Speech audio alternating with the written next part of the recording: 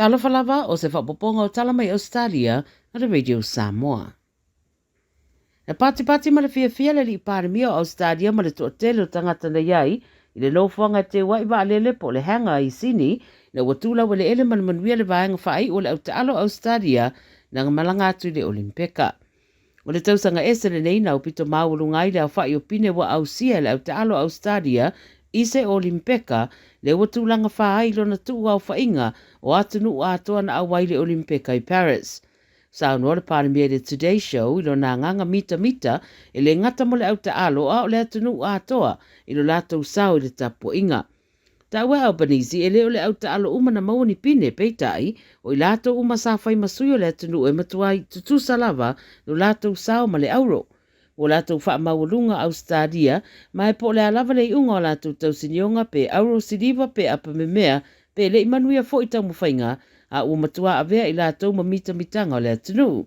Ta o fo e le pāremia o le toʻatele nei tangata ta alo e le o mauani tupe i a latou ta alonga e pe o le lakapi maisi pe i tai o lo whaatino lava le tautua o na o le alo lofa i le ta alonga ma le atunu. O le State News a walesa le wali po te ua whaatetele ai le tale vivini po le whooping cough ma ua una ia tangata ia whaia tui pui pui. Ua tula i mai le atulanga o lo o a fia fo i le State le telo le mau ngase a fia i le manava tai pe o le COVID se fuluiva le influenza SRSV ma le pneumonia o lo pe si ai le toʻatele New South Wales. Ta ua le Nine News e lua afe fase lau iwa se fulu ngase na fia i le State le tale vivini i le masino i ulai. Se au inga tele le atalu mai le afe se lau iwa tasi. I Australia ato o whamawina siria ma le iwa afe tolu se lau tangata wa fia le tale vivini i le tausanga nei lava. O le tale vivini e loa fo i le isi ingo o le Petusis o se siyama e a fia i le tangata mai a mata mai ia unga taipe o le fulu e fiva tale ma le lava, ai o ina wha watu ina wha tele le tale, e a fia tele ai fo i ma le au mātutua. Pai mai le ripoti ono o atu le tolu vai aso e a fia i le tangata i le tale vivini, mai ono iai fo i se lamatianga i whanau pepe, e mai se i latou ele i whaia ni tui pui pui. O le awhataita ia le pisinisi o le Bunnings le whaia o health stations, po no whanga tau le soifua malaroina ma whaia iuna siaki le toto mawarunga o le tangata, pe anga i atu o latou whale o loa. Wha mai e tolu se fulu whale o loa la whaatauta iai le whaataita inga, ma la afsiringi ai le matua o le tangata whaatau, tūranga tau le soifua ma le talaanga o le ainga, au le i whaia le siaki o le toto mawarunga, ma me whai fu o na fuai ma le mama whaletino. A whai e mawa isu enga ia o lo o a fia le tangata le toto mawarunga, o na whautuaina leo le anga isa o i se wharamai, pe tu ina fo ieni i whautuanga mata iala, e ma whai lava o na mulimurita i eile au unanga iala le whaonga ino se app.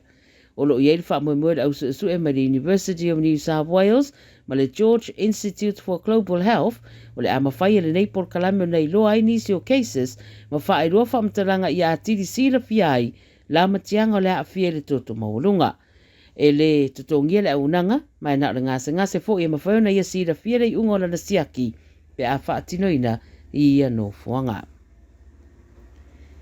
Ua matua i maumau wa i le whina wa le whainga malo le State o Australia i saute po South Australia i le sa i o vapes wha asotu la fono ua mafua una fia le to telo o tamaiti a onga i le nicotine.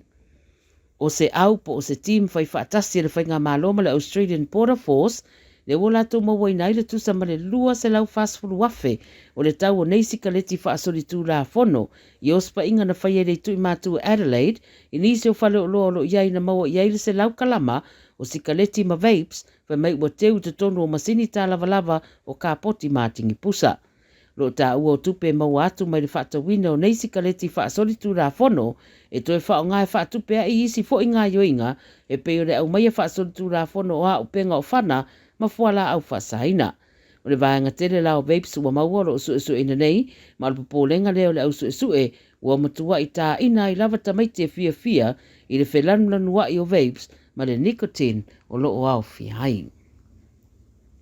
Tala mulimuri ai titi mai e tolu kalapu sa tulutuli loa le li taalo Valentine Holmes mo sana kon karate peitai o whaero mai le ripote o pito na tamai le Nine News ua maria nei le li taalo i se marienga wha umi ma le kalapo le Dragons o le ato e whiro i ei fwoi malana whaia onga sa iei mua o Shane Flanagan. Ta wera ripo te isi kalapu sa tau murimuri ia Holmes, ma toe whaaturanga i loa ma le ofa ma le Dragons, le ana taria e le li ta alo, ia malo i nei Holmes i le North Queensland Cowboys, e leo manino mai le te mineia ia ingo lana konkurate fou, ona o lea whaato a whaamautu. Tala nara Radio Samoa, mole nei a Solulu.